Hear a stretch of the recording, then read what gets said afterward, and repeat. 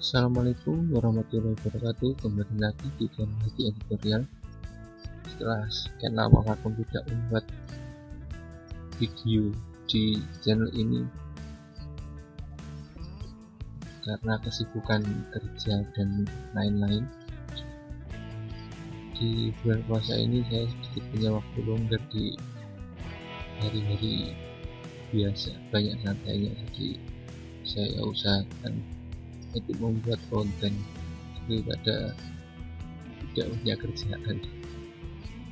Oke, kali ini saya akan membuat tutorial mengenai static routing di Mikrotik ya.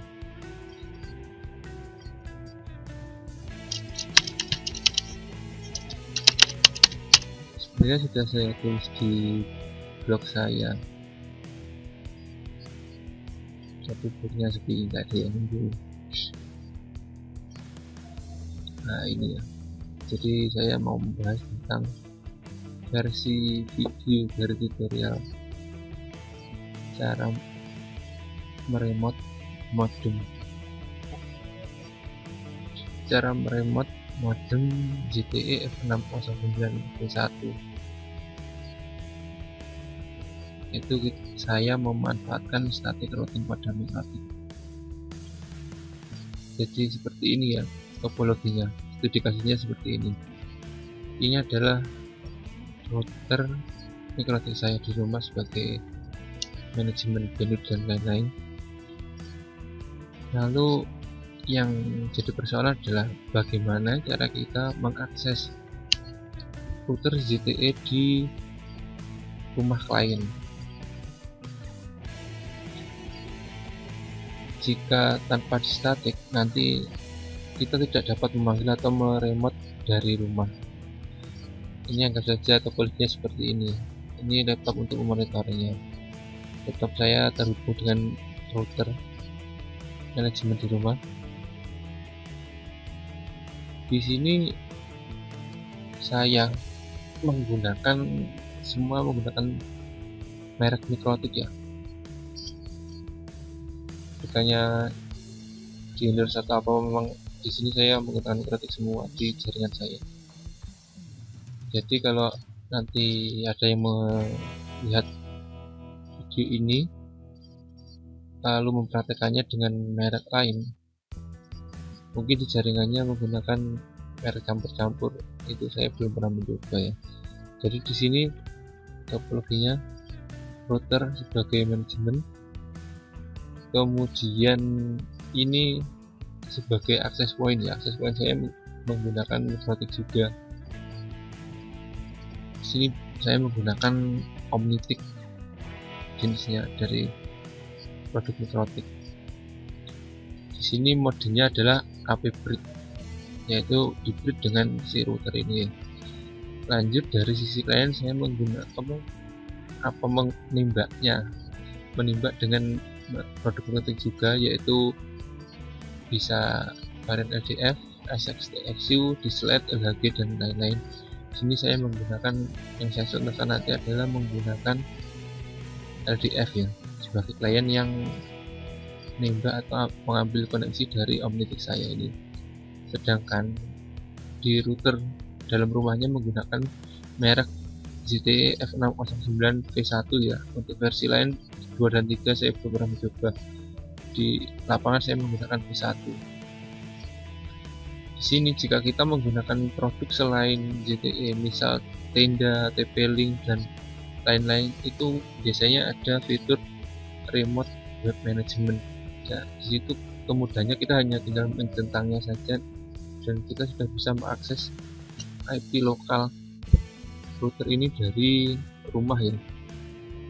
Sedangkan jika menggunakan router ZTE F609 ini, di kasus saya tidak dapat meremotnya dan saya harus membuat static routing agar bisa memanggil si IP lokal ini.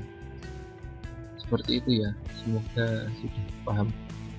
Nanti jika masih bingung bisa membaca artikel di blog saya tukangip.wordpress.com.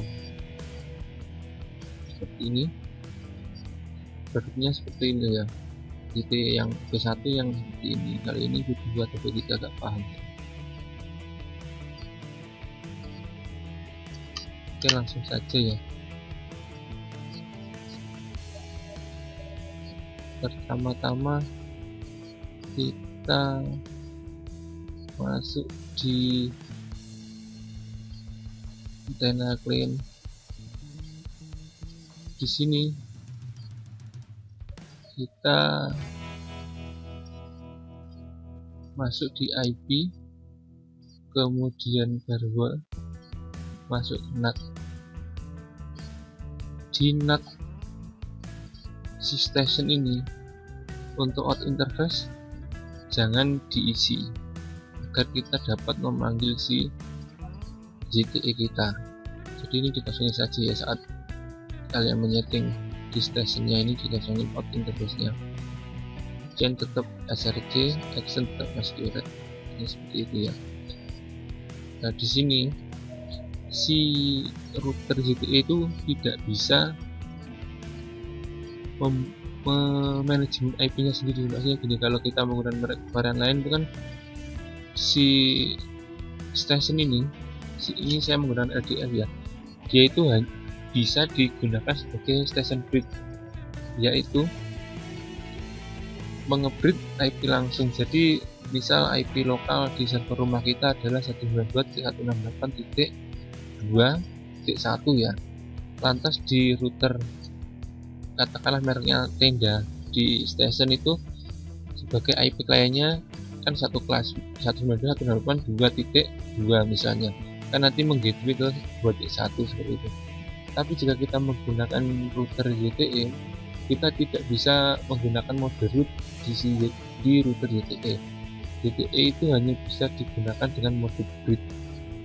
Jadi masalahnya di sini kita harus menjadikan si LDF ini bukan sebagai bridge station, tapi kita harus menggunakan mode root, yaitu kita harus menyeting seperti address, DNS, firewall, kemudian gateway-nya secara manual di router ini.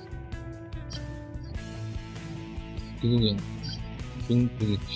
Kalau kita menggunakan mode station bridge itu kan si LDF ini sebagai bridge ya, hanya sebagai perantaranya saja, sedangkan yang dikonfigurasi IP-nya adalah si JTE-nya yang di bawah. Jika menggunakan mode router, sama saja kita menjadikan si LDF ini sebagai router biasa. Lantas apa settingan tambahannya selain settingan router gateway biasa demokratik, yaitu kita membuat DHCP servernya. Jadi yang memberikan DHCP di access point JTE di dalam rumah itu adalah si antena outdoor ini LDF. Jadi kita menyetingkan membuat DHCP server di sini. Seperti itu ya. Jadi kita membuat address ini di sisi koneksinya IPC 82.13, sedangkan IP yang saya buat untuk DHCP di JTE nya adalah 13.1. Sampai sini semoga paham ya. Lantas nanti di saat menyeting, ini sudah saya setting ya, tak buka IP terusnya 13.1 2 13.2 ini ya.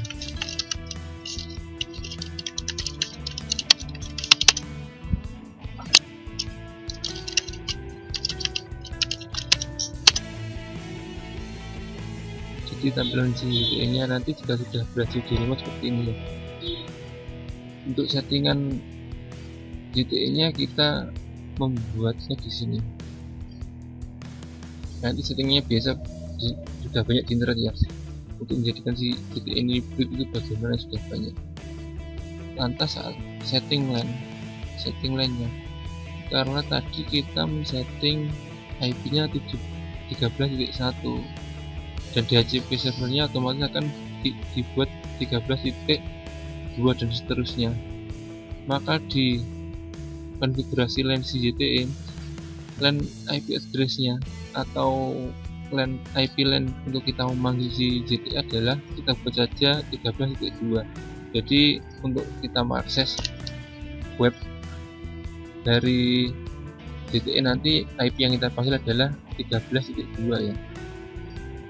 Kemudian di DHCP servernya ini kita lanjutkan saja, misal nanti 13.3 dan lain-lain sampai berapa rank IP-nya, terus DNS nya kalian isi, bisa DNS Google dan lain-lain, lanjut dengan gateway-nya ya, itu 13.1. itu untuk konfigurasi JTE nya hanya seperti itu. Kemudian kita masuk ke router utama kita, router utama di sini ya. Di sini kita masuk di tab IP, kemudian route kita bisa di add ini ya, misal ini sudah di add ya. Kemudian untuk destination address-nya yaitu destinasi network, IP networknya ya, yaitu 13.0/24.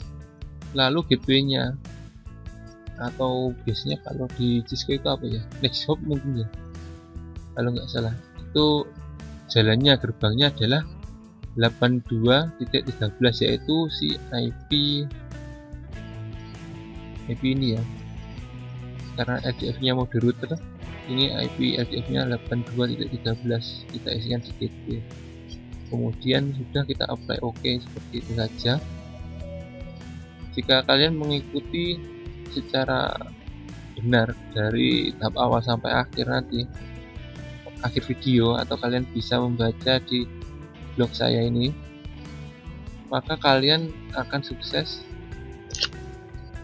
membuka remote web manajemennya. Ini ya, di 13.2. Sini kita tinggal login saja. Metode monitoring seperti ini biasanya saya lakukan untuk berjaga-jaga jika klien terkadang itu lupa password. Kan ya nggak lucu kalau kliennya misal rumahnya jauh dari rumah kita, beberapa kilo dari rumah kita, kemudian si klien lupa password dan kita harus datang ke rumahnya untuk membuka routernya menggunakan laptop. Itu kan merepotkan. Kalau kita bisa memanage dari rumah, dan itu mempermudah kita. Jadi seperti itu ya cara untuk meremote modem JTE F609 versi 1 menggunakan static routing, metode static routing protect ya. Sudah saya isikan secara terperinci di blog saya. Semoga video kali ini dapat bermanfaat. Biasanya 13 menit lumayan. Semoga saya dapat membuat konten lagi di channel jadi editorial ini untuk mengisi waktu luang. Sekian dari saya. Jika ada yang perlu ditanyakan silahkan komen di kolom di bawah. Untuk link artikel ini nanti akan saya isi di deskripsi ya. Terima kasih sudah menonton video ini. Like jika video ini bermanfaat, subscribe jika kalian ingin melihat video-video saya yang lain nanti saat saya update. Dislike jika video ini tidak berguna atau tidak bermanfaat. Terima kasih. Wassalamualaikum warahmatullahi wabarakatuh.